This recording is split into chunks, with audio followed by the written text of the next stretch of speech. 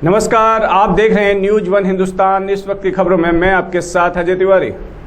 रामनगरी अयोध्या में राम मंदिर निर्माण समिति की 2 दिवसीय बैठक राम मंदिर परिसर में संपन्न हुई। बैठक में मंदिर ट्रस्ट के महासचिव चंपत राय, सदस्य डॉक्टर अनिल मिश्र सहित मंदिर निर्माण कर रही कंपनी L&T व TES की इंजीनियरिंग टीम के अधिकारी शामिल रहे। इस बैठक में मंदिर के निर्माण के शेष कार्य के लिए पत्थरों की उपलब्धता और व्यवस्था पर चर्चा की गई और साथ ही इस बात पर भी मंथन किया गया कि निर्माण के कार्य तय सीमा के मद्देनजर कितने पूरे हुए हैं। ट्रस्ट के महासचिव चंपत राय ने बताया कि मंदिर का शिखर का काम दिसंबर 24 तक पूरा होगा। इसके पहले शिखर पर लगने वाले ध्वज दंड की टेस्टिंग की गई, जो सफल रही। ध्वज दंड की लंबाई 40 फुट की है, जिसकी लंबाई को जोड़कर मंदिर के शिखर की ऊंचाई 201 फुट की जाएगी, जिसमें मंदिर के शिखर की ही ऊंचाई 161 फुट रहेगी। उन्होंने बताया कि 1,30,000 घन फुट पत्थर मंदिर में अभी और लगेंगे, जबकि 3 लाख घन फुट पत्थर अब तक लग चुके हैं। मंदिर का भूतल का निर्माण कार्य पूरा हो चुका है। उन्होंने बताया कि जुलाई अगस्त तक वर्षा काल है। कल्पना की गई है कि सितंबर तक वर्षा का प्रभाव कम हो जाएगा। अगस्त तक वर्षा के कारण हमारे काम पर असर पड़ेगा। चंपत राय ने बताया कि मंदिर के परकोटे में 6 मंदिर बनेंगे, जिसमें सप्तऋषियों का मंदिर, शेष अवतार, लक्ष्मण, संत तुलसीदास, शिव पार्वती मंदिर बनाया जा रहा है। ये सभी मूर्तियां दिसंबर 24 तक बनकर तैयार हो जाएंगे। इसकी पूरी संभावना है सभी मूर्तियां जयपुर में बनेंगी। दिसंबर तक का टारगेट बहुत दिनों से चल रहा है। दिसंबर 2024 तक राम जन्मभूमि मंदिर का शिखर तैयार हो जाएगा। तो 1,30,000 घन फुट पत्थर अगर अभी लगना बाकी है, तो दिसंबर का अर्थ है प्रत्येक मास यानी 6 महीने, प्रत्येक मास कितना क्यूबिक फीट पत्थर लगना चाहिए, इसका गणित हुआ है। अब इसमें वर्षा काल आ गया। अभी वर्षा काल जुलाई मास के 21 दिन 22 दिन है और अगस्त पूरा घनी वर्षा का काल होगा। कल्पना ये की गई है कि सितंबर में वर्षा का प्रभाव काफ़ी कम हो जाएगा। तो अगस्त एंड तक वर्षा के कारण हमारे काम पर कितना असर पड़ेगा, आज कितनी लेबर है, कितनी लेबर अगर और आ जाएगी तो ये काम हम दिसंबर तक कंप्लीट कर सकते हैं। नंबर 2, शिखर बन जाने के बाद एक ध्वज लहराया जाएगा, पताका, उसका स्तंभ, वो यहाँ स्तंभ आकर रखा हुआ है।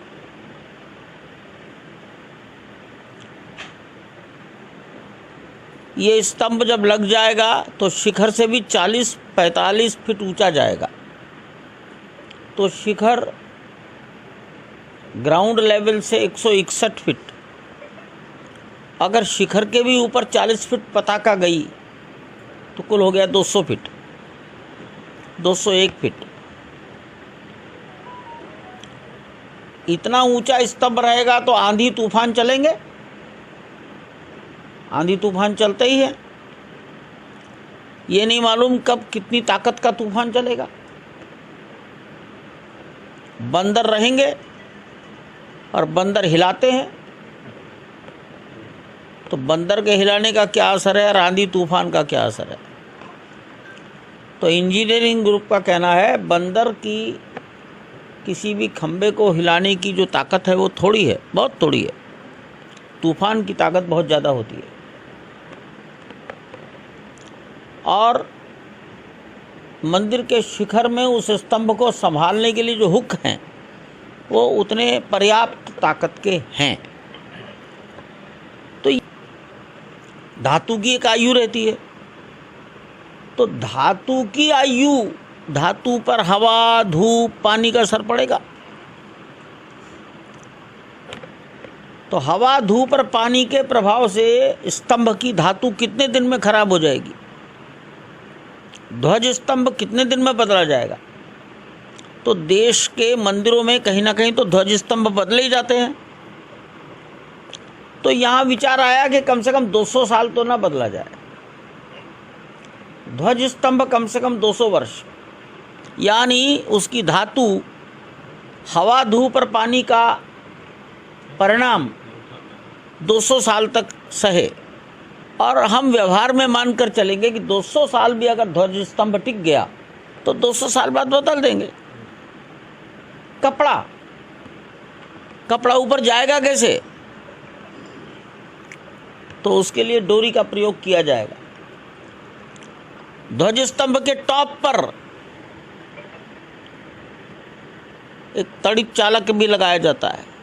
प्रकाश की व्यवस्था होती है, जब ज़्यादा रहता है तो ऊपर हवाई जहाज को पता लग जाए कि यहाँ कोई चीज़ है। फिर सारी बातों की चर्चा परकोटे में कितना मंदिर पत्थर लगेगा, तो लगभग 8 लाख घन फुट पत्थर परकोटे में लगने वाला है। और अभी शायद 2 लाख या 2.25 लाख घन फुट पत्थर लगा है। शेष पत्थर अभी लगना है। उसमें 6 मंदिर बनने हैं। तो इनका टाइम फ्रेम क्या है? इनके टाइम फ्रेम पर भी चर्चा हुई है और वो टाइम फ्रेम लिखा गया है। ये भी इंजीनियरिंग की बातें हैं।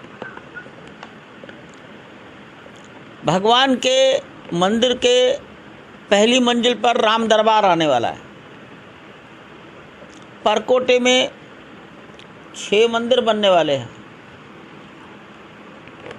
सप्त ऋषियों का मंदिर बनने वाला है। शेषावतार यानी लक्ष्मण जी का मंदिर बनने वाला है।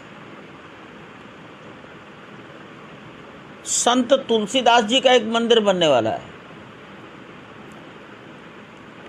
शिव पार्वती कहीं स्थापित होंगे। अयोध्या से मयंक श्रीवास्तव की रिपोर्ट। रोहिणी जिले के के मार्ग थाना पुलिस की टीम ने इलाके में हुई लूट की वारदात को सुलझाते हुए आरोपी को गिरफ्तार कर लिया। गिरफ्तार आरोपी के पास से लूटे गए 4 मोबाइल फोन बरामद किए गए हैं। आरोपी जिस बाइक पर वारदात को अंजाम दिया करता था वह बाइक भी चोरी की है। के मार्ग थाना पुलिस की टीम ने इलाके के एक शातिर झपटमार को गिरफ्तार किया। आरोपी ने राजधानी दिल्ली में करीब 17 आपराधिक वारदातों को अंजाम दिया, जिसमें लूट, स्नैचिंग, डकैती शामिल है। गिरफ्तार आरोपी के पास से लूटे गए 4 मोबाइल फोन व वारदात में इस्तेमाल एक बाइक भी बरामद की गई है। गिरफ्तार आरोपी की पहचान राहुल के रूप में हुई है, जो कि बवाना जाजा कॉलोनी का रहने वाला है।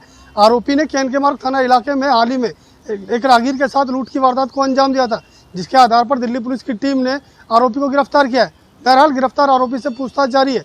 आरोपी की गिरफ्तारी के बाद के मार्ग थाने सहित समयपुर, बदली, साउथ रोहिणी थाने के आपराधिक मामले भी सुलझाए गए। आरोपी की गिरफ्तारी के बाद के मार्ग थाना पुलिस की टीम ने 5 अन्य अपराधी मामले भी सुलझा लिए हैं। गिरफ्तार आरोपी की पहचान राहुल उर्फ मुर्गी के रूप में हुई है, जो बवाना जे कॉलोनी कैंप का रहने वाला है। दिल्ली पुलिस ने जानकारी देते हुए बताया कि गिरफ्तार आरोपी रोहित उर्फ मुर्गी पर 17 आपराधिक मामले दर्ज हैं, जिसमें लूट, स्नैचिंग, डकैती व ऑटो लिफ्टिंग शामिल है। बेल पर रिहा होने के बाद आरोपी ने फिर से राजधानी दिल्ली में वारदातों को अंजाम देना शुरू कर दिया था।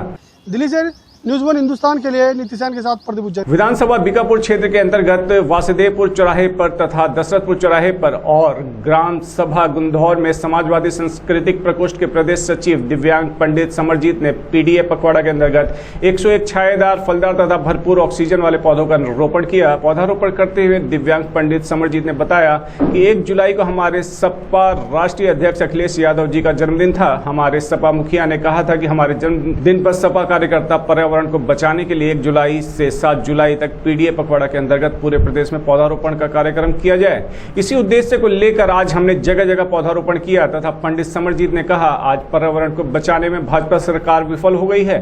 पर्यावरण दिवस में केवल पैसे की बर्बादी की जाती है। अगर सरकार यह नियम बना ले, राशन लेना है तो पौधारोपण करो, जब तक पौधा सुरक्षित है तब तक राशन सुरक्षित है।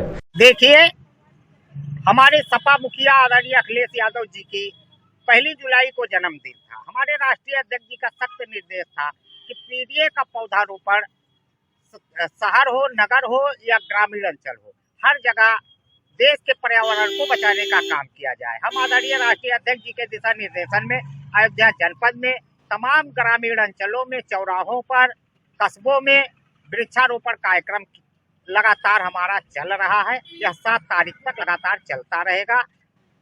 और आज हम यह भी सरकार से मांग करते हैं कि सरकार खुद पर्यावरण को नहीं बचाना चाहती है, नहीं तो हम तो सरकार से मांग करते हैं कि जितने भी हमारे राशन ले रहे हैं सरकार क्यों नहीं लागू कर देती है कि राशन लेना है तो पेड़ लगाओ, जब तक पेड़ है तब तक राशन मिलेगा।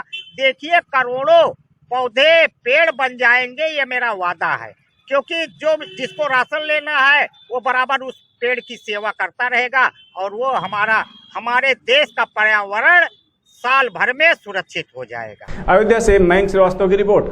मानसून की पहली ही बारिश से दिल्ली के पहाड़गंज में जल भराव की वजह से मेन बाजार के दुकानदार हुए परेशान। दिल्ली सरकार के दावे हवा हवाई। देश की राजधानी दिल्ली कैसे पहली बारिश में जलमग्न हो गई थी, सभी दिल्ली वासियों ने इसे भोगा है। इसके बाद दिल्ली सरकार ने प्रशासन के साथ कई बैठक की और आने वाले मानसून में दिल्ली पूरी तरह से जलमग्न ना हो, इसके लिए यह दावा किया। अब दिल्ली सरकार ने फिर से दावा किया है कि हमने अब पूरी तैयारी कर ली है, लेकिन फिर दावे हवा हवाई दिखाई दे रहे हैं। दिल्ली सरकार सिर्फ झूठ बोल रही है, उन्होंने कुछ नहीं करा। यहाँ पे साफ झूठ, जो कहते हैं सफ़ेद झूठ। दिल्ली सरकार सिर्फ सफ़ेद झूठ बोल रही है। पानी 28 तारीख को भरा था, उसके बाद एक भी कोई देखने नहीं आया। सीवर साफ के नाम पे पता नहीं कितने पैसे खा गए हैं, सीवर की सफाई नहीं हुई है, आप ये समझ लो। और दोबारा पानी बाजार में भरेगा ही भरेगा, इसकी जिम्मेदारी कौन लेगा? दिल्ली सरकार सिर्फ मजे ले रही है। अचानक तो कोई नहीं, मानसून तो कह के ही आया है। मानसून तो हर साल कह के ही आता है। इनको भी पता था मानसून आने वाला था, इनको सफाई पहले करानी चाहिए थी। जितनी जालियों की सफाई हमने कराई है, लेकिन आगे सीवर ही साफ नहीं है। जितनी जाली की सफाई कराते हैं वो आगे निकलता ही नहीं है पानी का साफ। लेकिन उसके बावजूद इनका बाजार में जो हाल था, आप शायद उस दिन नहीं थे, मैं आपको फोटो और वीडियो दिखाता हूँ कि वहाँ से लेके कूड़े का ढेर बेचारों दुकानों के अंदर से निकला। इन सारे दुकानदारों को नुकसान हुआ है। कोई ऐसा दुकानदार नहीं जिसका 3-3, 4-4 लाख का एक दुकानदार का नुकसान ना हुआ हो। उसके बाद विधायक जी यहाँ तक आए तक नहीं है। और ये पूरा यहाँ पर मैंने यहाँ पर ट्रैफिक रुकवाया, ट्रैफिक पुलिस वालों से क्रेन से लाके इनकी बेचारों की कूड़ा उठवाया, नहीं तो हफ्ता तो बाजार बंद रहता कम से कम ये वाला। क्या उसके बाद हमने जालियां करी, जालियां हम कर रहे हैं, लेकिन आगे पानी नहीं जा रहा क्योंकि सीवर साफ नहीं है अभी तक। आज से मैं फिर दोबारा नई दिल्ली रेलवे स्टेशन के सामने पहाड़गंज मेन बाजार में हुई बारिश से यहाँ पर 2.5 से 3 फुट पानी भर गया था, जिससे यहाँ के दुकानदारों को काफी नुकसान हुआ था। दुकानदारों का कहना है कि दिल्ली सरकार के दावे खाली दावे ही हैं, कागजों में हैं, क्योंकि अभी तक यहाँ पर कोई सफाई व्यवस्था नहीं की गई और ना ही पिछले कुछ सालों में शिविरों की सफाई की गई है, जिसकी वजह से पानी भर गया था और आगे भी पानी की समस्या बन सकती है। पहाड़गंज के दुकानदारों को बराबर डर सता रहा है कि अगर फिर तेज और ज्यादा बारिश हो गई तो पहले की तरह जल भराव से काफी नुकसान हो सकता है, जबकि पहले के नुकसान से अभी उबर भी नहीं पाए हैं। दुकानदारों ने मीडिया से बात करके अपनी समस्याओं को बताया। सिर्फ दावे ही कर रही है। अगर अभी बरसात आ जाएगी, जैसे कि आप देख रहे हैं माहौल पूरा बरसात का बना हुआ है, सिर्फ 15 मिनट की तेज बरसात आ जाए, 15 मिनट की बरसात में हमारे घुटने तक पानी आ जाएगा, ये श्योरिटी है। कुछ नहीं तो सारे नाले जाम मिलेंगे आपको। 2020 तक पानी नहीं भरता था, 2020 के बाद पानी भरना शुरू हुआ है। इस बार तो सीवरों में सफाई हुई नहीं है, पिछले साल भी नहीं हुई थी। वो सीवर जाम की वजह से पानी फटाफट जम जाता है, जाम होता है, भर जाता है। कुछ दिखेगा तो बोलेंगे, कुछ दिखता ही नहीं है। तो क्या लगता है दावा करने से क्या होता है भाई साहब? काम होगा तभी तो पता चलेगा ना। दावा तो मैं कुछ भी कर दूंगा, पर जो काम नहीं होता तो उस बात का तो कोई फायदा ही नहीं है ना। आप सीवर साफ कराए, जल की निकासी नहीं होगी तो जल कहाँ जाएगा? जल मगन हो गई, पर जल की निकासी भी तो होनी चाहिए। बाजार के अंदर 2-2.5 फुट पानी भरना एक मायने रखता है कि एक मेन बाजार के अंदर 2.5 फुट पानी भरना मायने रखता है। झूठ बोल रहा है जी, उनका काम झूठ बोलने का काम है उनका। नौटंकीबाज है काम। हमारा जितना नुकसान हमारा हुआ यहाँ पे, आप मेरा ही नहीं कि ये मेरी दुकान है तो इस पर नुकसान हो गया, ये पूरे बाजार का नुकसान हुआ है और लाखों रुपए का नुकसान हुआ है। उसके अंदर ये नहीं कि एक आदमी का नुकसान हुआ है, लाले का हो गया या इनका हो गया या इनका हो गया, सभी का हुआ है। ये जितने भी हमारे लोग हैं, कोई विधायक से बात नहीं हुई है, उनको पता होना चाहिए कि यहाँ पे टीवी पे दिखा रहे थे, मीडिया वाले दिखा रहे थे, पानी इतना भरा था, किसी ने पूछने भी नहीं आया यहाँ पर। लेकिन एक आदमी आया यहाँ पे, मनीष चड्डा, मनीष चड्डा यहाँ के कॉर्पोरेटर हैं, निगम पार्षद हैं, तो वो आए थे। उन्होंने कम से कम नहीं तो यहाँ पे 3 JCB भेजे, फिर जो टेम्पो भेजे कूड़ा भर भर के उसके अंदर, नहीं तो दुकानें नहीं खुलती यहाँ पे, इतना गंदा यहाँ। दिल्ली से शिवम की रिपोर्ट। जहांगीरपुरी प्रयास और जन शिक्षण संस्थान की सहभागिता से इक्विटास ट्रस्ट के सहयोग से मेगा रोजगार मेला योजना जहांगीरपुरी प्रयास में किया गया, जिसमें 30 कंपनियों ने अपना योगदान दिया। कार्यक्रम में अतिथि निगम पार्षद गुलाब सिंह राठौर, TPDDL के भरत व गीतांजलि, AAO शशि शेखर कीर्ति, जिला समन्वय शिक्षा विभाग उत्तर पश्चिम A और आमोद कंठ पूर्व IPS एवं महासचिव प्रयास के कार्यक्रम का फीता काटा और दीप प्रज्वलित किया। मेरा नाम साधना श्रीवास्तव है, मैं डायरेक्टर जन शिक्षण संस्थान जहांगीरपुरी देख रही हूँ और ये हमारा मिनिस्ट्री ऑफ स्किल डेवलपमेंट से चलता है प्रोग्राम। स्किल कौशल विकास मंत्रालय द्वारा ये हमारा कार्यक्रम स्पॉन्सर्ड है। और आज हम लोगों ने मिडास से कंपनी है जिसके साथ मिल करके हम लोगों ने आज यहाँ पे एक रोजगार मेले का आयोजन किया था, जिसमें करीब 30 कंपनियाँ आ रही हैं और वो बच्चों का इंटरव्यू करेंगे, उनको जॉब देंगे। और इस पूरे कार्यक्रम में करीब 400 बच्चों ने अपना रजिस्ट्रेशन कराया है और इंटरव्यू देने के लिए लगभग 500 से भी ज़्यादा बच्चे यहाँ पे आ चुके हैं और अपना इंटरव्यू दे रहे हैं। आज जो है जहांगीरपुरी AA ब्लॉक प्रयास बॉयज़ होम में जॉब फेयर का आयोजन किया गया है, जो प्रयास और एक लिमिटेड कंपनी ने मिलकर किया है। आज जो ये जॉब फेयर है ये बहुत बड़े लेवल पे है। 700 से 800 बच्चा इस जॉब फेयर में पार्टिसिपेट कर रहा है। 30 कंपनियां इस जॉब फेयर में आई है। इस जॉब फेयर की एक खासियत ये है कि ये डिफरेंट फील्ड की कंपनियां आई हैं। यहाँ पर HR की भी पोस्ट के लिए है, कंप्यूटर के बच्चे भी, कंप्यूटर वाली कंपनी भी है, आपका फिटर के लिए भी है, इलेक्ट्रिशियन के लिए भी है।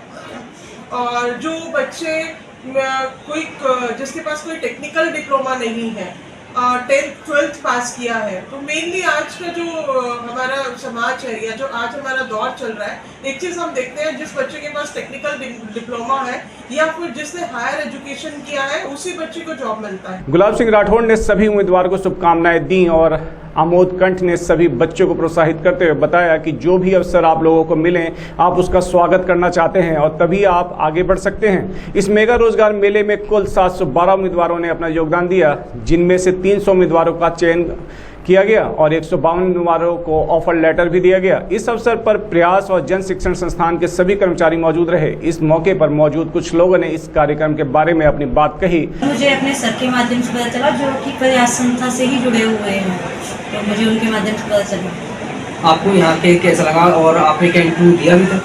सर मुझे बहुत अच्छा लगा और मतलब मैंने अभी 1-2 में अप्लाई भी किया है। हिंदुजा कंपनी हो गई, क्वेस्ट कॉप हो गई, इनमें मैंने अप्लाई भी किया है। पर ऐसा नहीं है कि ये पहली बार हुआ है, क्योंकि इनसे पहले भी प्रयास ने बहुत सारी एक्टिविटीज़ की हैं बच्चों को आगे बढ़ाने के लिए, स्टूडेंट्स के लिए हमेशा काम करते हुए आए हैं। इवन तो मेरी खुद की फ्रेंड्स वगैरह भी जो हैं वो भी इस संस्था से जुड़ी हुई है, तो मेरा भी मतलब है कि मैं NGO के साथ काम करूं और आगे बढ़ूं। मेरा नाम प्रतिभा है, प्रतिभा ठाकुर। मैं दिल्ली से भड़ोला गांव से निवासी हूँ और अगर मैं अपनी क्वालिफ़िकेशन की बात करूँ तो मैंने मास्टर्स इन हिस्ट्री और B.Ed bachelor of education history में किया है। जी मैं यहाँ बिल्कुल जॉब के लिए आई हूँ, बिकॉज एज अ टीचर मैं पहले 3 साल से मैं जोसेफ एंड मेरी स्कूल बुराड़ी और रेडवुड पब्लिक स्कूल बुराड़ी में पढ़ा रही थी, और मुझे लगा है कि एक नई अपॉर्चुनिटी है जहाँ मैं एक्सप्लोर कर सकती हूँ, तो मुझे यहाँ भी एक्सपीरियंस लेना था। जी बिल्कुल कोशिश तो यही है कि यहाँ पूरी फैसिलिटीज़ अभी तक तो मिलती हैं और आगे भी मिलेंगी। दिल्ली से प्रदीप सिंह जैन की रिपोर्ट। बने रहे खबरों में, देखते रहे न्यूज़ 1 हिंदुस्तान। नमस्कार। आप देख रहे हैं न्यूज़ 1 हिंदुस्तान।